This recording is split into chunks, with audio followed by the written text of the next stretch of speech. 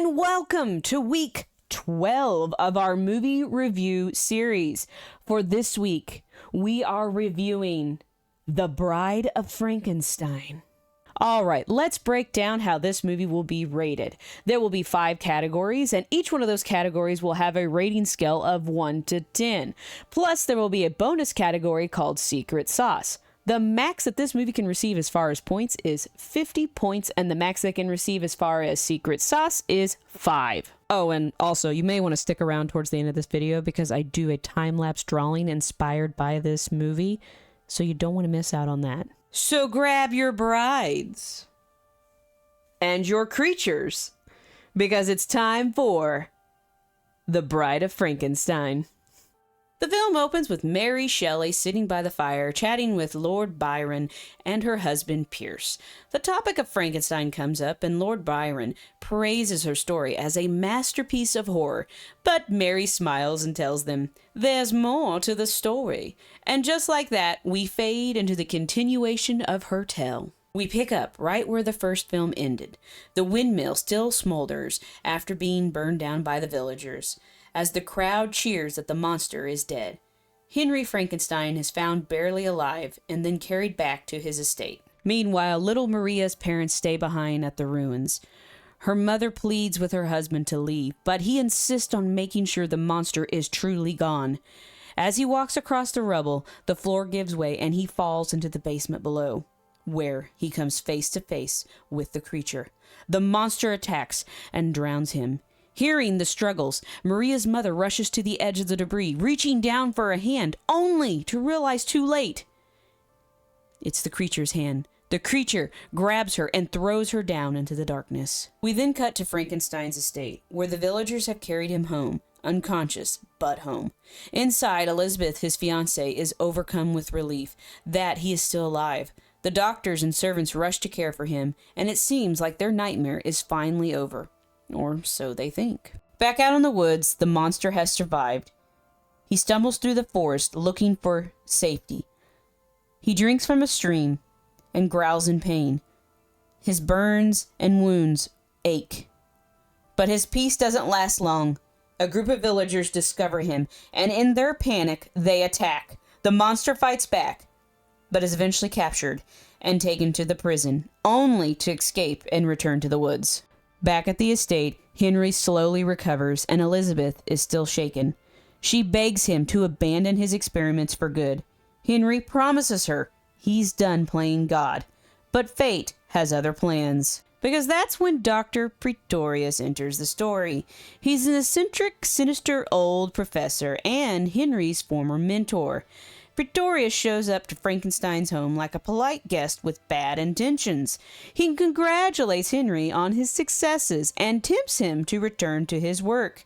Pretorius claims he has been conducting his own experiments in creation. Later, Henry visits Pretorius's lab, and what he finds is both fascinating and horrifying at the same time.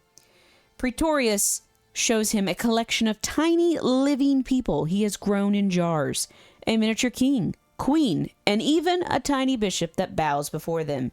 It's bizarre, strange, and brilliant, and Henry can't look away. Dr. Pretorius tells Frankenstein they should work together and create a woman. Frankenstein is hesitant, but fascinated at the same time. Wandering through the woods, the creature hears the sound of a violin and follows it to a small cabin. Inside, an old blind man plays alone. Sensing someone at the door, the man welcomes the creature in, unaware of his appearance. For the first time, someone is treating the creature like a person. The old man teaches him a few words such as friend, good, wine, and even shows him how to smoke a cigar. The monster's happiness feels real. For a brief moment, he's not a monster at all, just a lonely soul who finally found a friend. But their peace doesn't last. A pair of hunters wander into the cabin, seeking directions out of the woods. It is here that they see the creature, and they panic. They attack, and accidentally set the cabin on fire. They take the old man away, and he cries out to his friend. The creature flees into the woods, losing the only friend he has ever had. After escaping the burning cabin, The monster wanders through the graveyard at night.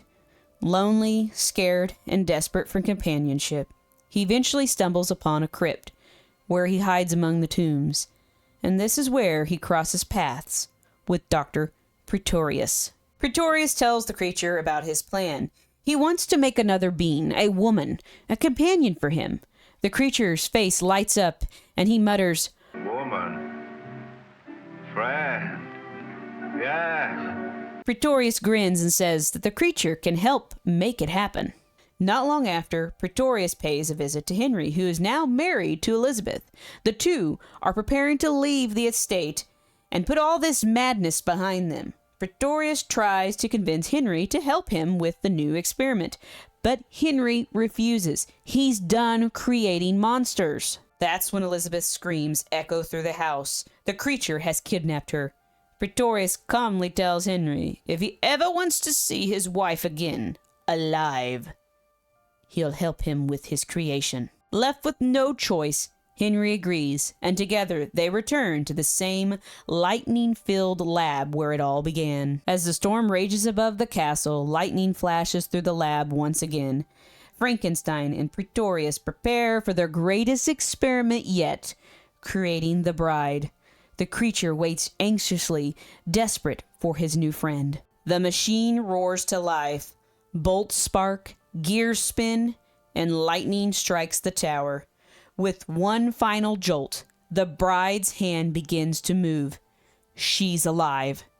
Wrapped in gauze and draped in a flowing gown, she rises, eyes wide and movement sharp.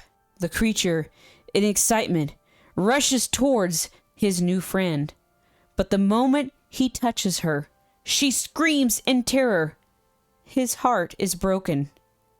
He says, "She hates me, like others." Elizabeth is freed, and she rushes towards her husband. She bangs on the door, begging him to let her in. Frankenstein tells her to leave, but she won't. The creature sees this and turns to Frankenstein and tells him to leave with Elizabeth. Then he looks at Pretorius and the bride, saying softly, "We belong dead."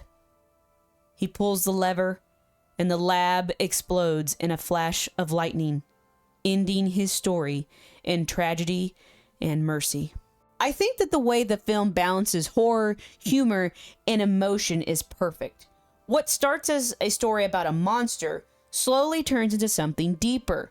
We begin to see the creature's heart. You can't help but feel compassion for him as he longs for acceptance and companionship, only to be rejected by society and even by the bride made just for him. And the final verdict is... When it comes to the characters of the Bride of Frankenstein, we revisit some familiar faces, such as Henry Frankenstein, who's still played by Colin Clives, and the monster once again brought to life by Boris Karloff. And then we have Elizabeth, now Henry's wife, who is recasted by Valerie Hobson. Then we're introduced to two new characters, Dr. Pretorius, played by Ernest Thesiger, the creepy, eccentric scientist who tempts Henry back into creating another life, and of course the bride herself, played by Elsa Lanchester. Even though she's only on the screen for a few minutes with the lightning-streaked hair and her iconic scream, she becomes one of cinema's most unforgettable monsters. And we cannot forget Una O'Connor, who plays the sharp-tongued servant to Frankenstein's family. She's also a familiar face that you may have recognized in The Invisible Man. Then there's Dwight Frye, another returning Universal regular, who played Fritz in the first Frankenstein film and now plays as Carl. And the final verdict is... The soundtrack of The Bride of Frankenstein was composed by Franz Waxman, and it's considered one of the first true cinematic horror score.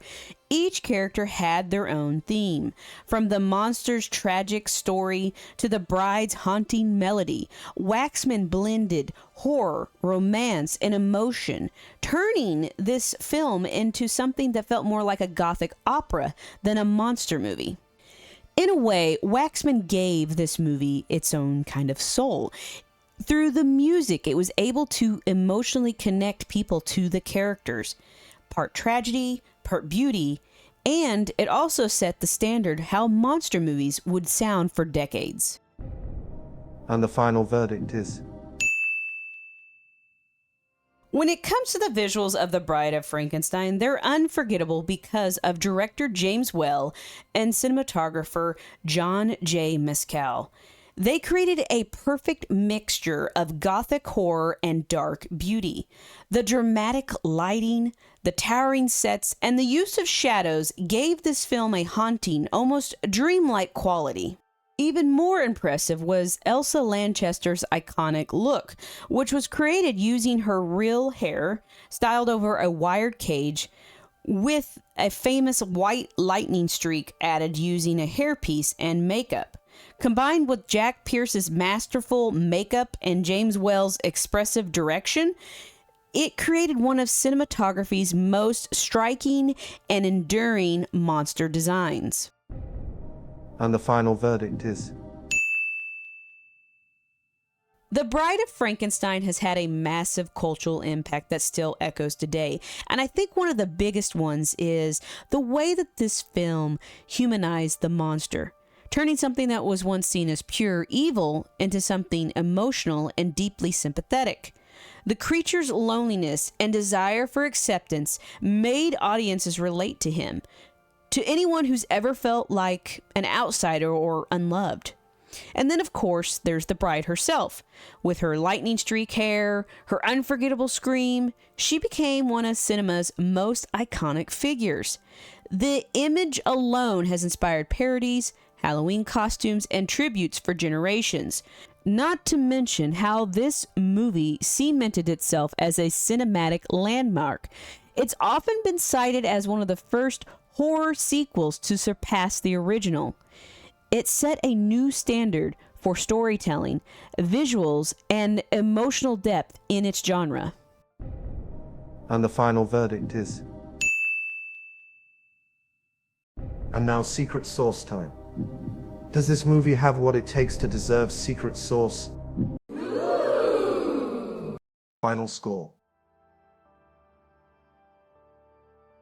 Well, that's a wrap on The Bride of Frankenstein. I hope you enjoyed it. If so, hit the like button and subscribe before the creature gets lonely again.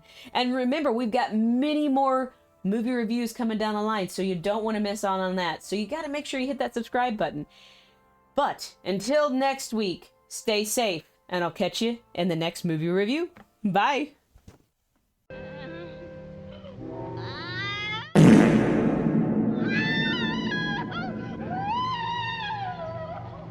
That's for you, Kai.